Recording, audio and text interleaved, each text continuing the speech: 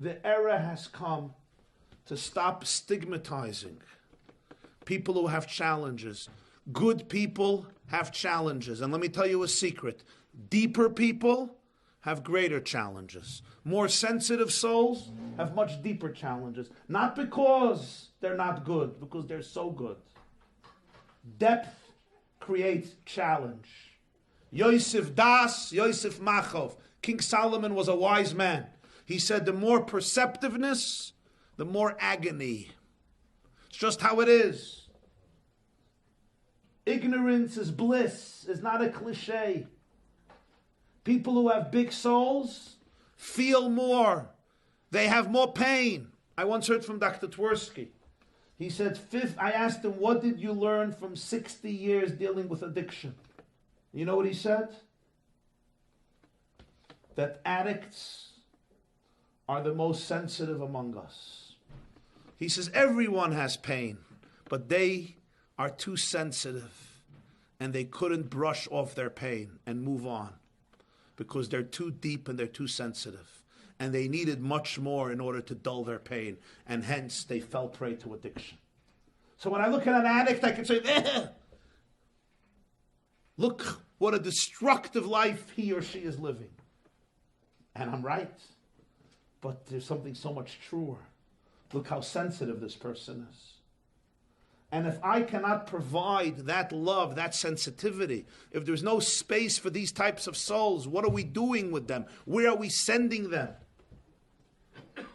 And why are we denying challenges and problems that people have?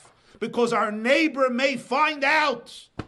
I asked the father, why did you send this boy to this school? You know that this school is not for him. It's going to kill him.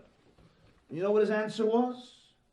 What are people going to say if they hear that he ended up in that school? I said, wow. And you call yourself a father? You're sacrificing the future of your child because what the neighbors are going to say if he's not in this school. I asked another mother, I said, I don't understand. Why did you marry off your daughter to this fellow when you know it's not a good shidduch? She said, you're right, but the family is a very good family. I'm like, so interesting. How long do the families stick together? For 7 days.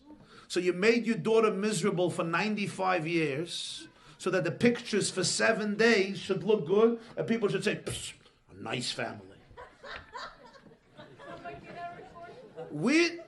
You could record this, I'm not embarrassed. Where's the seichel? Where's the seichel? Where's the sensitivity? Our whole life, you sell your soul to the devil, you sell your children to conformity, everything is social pressure, and you call this religion and God, feh! This is idolatry.